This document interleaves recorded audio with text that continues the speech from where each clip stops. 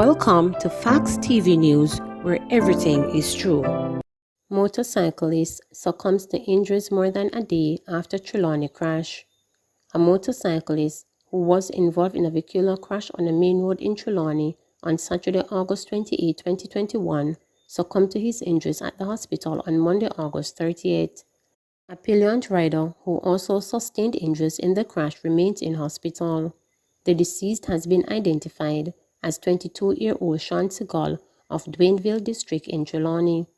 Reports are that on Saturday at about 4:30 p.m., Segal was driving his motorcycle along the Salt March main road when he collided with a motor car that was reportedly driven out on the main road. Both Segal and the pillion rider were thrown off the motorcycle as a result of the impact of the collision, and each sustained multiple injuries. They were taken to hospital where Segal died while undergoing treatment on Monday morning. The Trelawney police are investigating the incident. Family of 4 survives near-death flooding and shares experience. That experience I had is not something that I ever want to go through. I don't think I should be in a situation where my child is going to ask me, am I going to die today? 2 days ago, we had a flooding. I reached out to the Four Parts police station. They advised that based on the situation, I have to call the fire brigade. I called the Maple Fire Brigade. When I spoke to them, they said that they would dispatch a unit. They asked how long it would take. They said they're not sure. Hung up. They're watching the water to see how close it was to coming in because it already reached. This step was covered, so it basically started coming about this height right here. I called back. I explained to them that it's coming in the house, but it started to float because it started coming from both front and back at this point. So both the front and the back water started rushing at the same time. Water started coming in. I called them again. I explained to them I have a 1-year-old baby with an 8-year-old. They're on the bed right now, but because the bed is moving, we can't stay one place and we're running out of space. If you can see the wall and the mark over there, how close this to the window, you'll see the water mark as a line there to show how far the water was. Over the side over there, all the water, you couldn't see anything over there. The column there was covered, entirely covered. The vehicles were covered. I explained to the fire department that there's no way I could come out to walk in the water because it was taller than my height. They said that the unit is in traffic. Don't know what traffic. Call again like 45 minutes afterwards. I was told they're still in traffic. Call again. Mommy called as well. They said that, Crystal, we're familiar with the situation with you and the kids. We know and we're trying to send the vehicle there. They're on their way, but they're still in traffic. When I realized the water was getting taller than I am now, I called them again and I said, running out of space, can't get in the aisle, and I still have the kids. What do I do? The lady said to me, you don't have no friend you can call. I said no, because their car couldn't come down here anyway. You don't have no neighbor, you don't have no family member, call somebody else. But at this point, you have got to try to save yourself because there's nothing else that we can do for you. Hung up, and that was it. I never heard from them again, nor the police. Water started to come through the front door first, and then at the same time, I heard Red mention it's also coming through the back. So we're both surrounded from the front and the back now, so they were both coming at the same time. Start coming in, and of course, this area will fill with water, then the passage area, then it started to come both front and back room. This is the room we're in. So you'll see some markers. So this is the window I was looking to see how close or how high the water is, what was happening.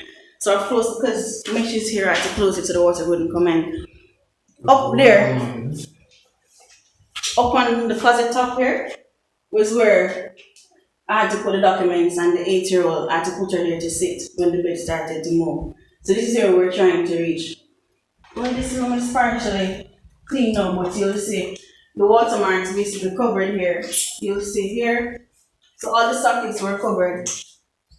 Everything started to float. The stuff you see on the outside right now was from this room with all our school supplies.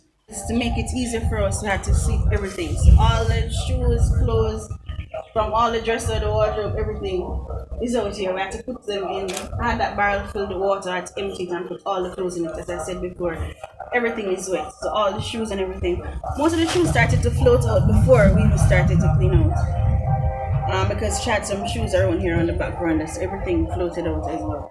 When I realized the water start come through both front and back door, the water start reach up to my foot right here. So now, I had the little girl, Sedalia, and she didn't want to let me go none at all. As young as I see her, she kind of understand what's going on, that it's danger around. So we realized that it's time to find a way upstairs, when Crystal told me that we have nowhere else to go in and she start feel cold because we was in the water for a good period of time. And so only thing I had to do the job at the time was just a cutlass. So I start chop from here and start chop until I get this size hole for us all to go through the hole, and because the access over here to go upstairs. But that's the way we force ourselves through to reach upstairs for safety until the water start run off. Because the rain was still falling, we have to wait till the rain stop and then the water start run off, and we don't feel like it's manageable, make our way back through and see if we can exit the building. So we have to do what we have to do to save ourselves. We sent through the little one first, the 8-year-old, Maria. We have to send her through, and then we make Crystal try to go through. It couldn't work because of the size hole. And I'm thinking about to start with the cutlass again, but was running out of time. Then that's the time I went through, took the baby from her all over again and said, Chrissy, you have to try and push your head through or something, And it didn't work. So she put a leg through and start forcing. I think piece of the same board there, scratch her leg.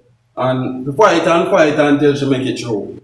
And so we reach upstairs, same thing out back. Even harder because at the time it's more danger, so you have to try to find a way to go through. So when we're coming back through after the storm calm, was a problem for her to get out back. When I made a call and I said, I'm calling in relation to my daughter Crystal Campbell, I was told, yes, we know about Crystal and her situation. I said, what are you doing? They said the vehicle is on its way.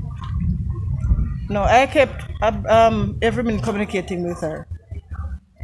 And being a praying mother, I kept asking God to cover them, to guide them and to protect them. But for God's mercy and care, I don't know what would happen. It's way in the after 7 that help came for them. This big truck came. It was sent by our landlord to assist her. I'm grateful for that. They took them and they came to Belle Plaine. I live in Belle Plaine, and that's where we met them at the entrance because the truck couldn't come down into where we live. So that is where they spent the night, and that is where they spent last night. I live for my kids. I wouldn't put them at risk willingly. So it's one of those cases where I know it's a flood for them. I stay here just the same. We didn't know what to expect.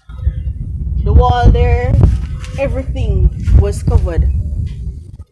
Everything. You couldn't see anything. Nothing you couldn't see here. The unfinished houses right there, the veranda section you couldn't see nothing there. So we just sat there. We didn't know what to expect. We didn't know how long before help would get there. The good thing is that the section downstairs that I show you, it wasn't concrete, or else I wouldn't be talking to you today. Release us. Patients awaiting surgery at Spanish Town Hospital for weeks are facing a new degree of worry about outsiders infecting them with the dreaded novel coronavirus. The affected patients have been stranded at the hospital because of delays brought on by lack of manpower and, more recently, a broken air conditioning unit in the operating theatre. It is believed that, even with the delays, hospital staff felt it necessary to keep the patients confined to the ward instead of discharging them, in hopes that they would be at less risk of contracting the virus that is wreaking havoc on the population. However, the decision appeared to have been backfired, with COVID-19 infected patients being removed from the wards daily. Yesterday, an entire ward of patients was confirmed as COVID-19 positive, though the patient had been confined there for weeks. Patients haven't been anywhere on the outside and are now being told that they are COVID-19 positive. That is very distressing. It is unfair to the patients, and it is happening because they are from the poorer class, a source said, on condition of not being named. It is scary to see hospital staff in full PPE, personal protective equipment gear, removing patients from the ward every day. There are patients who are also experiencing breathing issues and are coughing insistently. Some as asymptomatic, patients have been on the ward coughing and showing signs for days before they are removed. The space is crammed and no information is shared with them. Everyone now have to look out for their own well-being, the source stated. The source disclosed, however, that to hospitals' credit, patients are swabbed regularly for the presence of COVID-19. Nevertheless, the jostling for space inside the wards makes it difficult for physical distancing, a measure that helps to keep the virus at bay. Patients wear their masks, but they are crammed together. The patients just want their surgeries done and to be sent home, where they feel that they would be much safer than on the wards that they see a constant stream of visitors and change of medical staff every single day. This is how the virus travels, the source stated. The patients need to get their surgeries done, fix the AC, and ensure that the required medical practitioners are available so the patients whose surgeries have been put off for weeks can be dealt with and be discharged by Friday. The hospital is fostering a brain crisis, getting the surgery done and send the patients home to heal, the source added, noting that a number of the surgeries are minor and include treating broken limbs.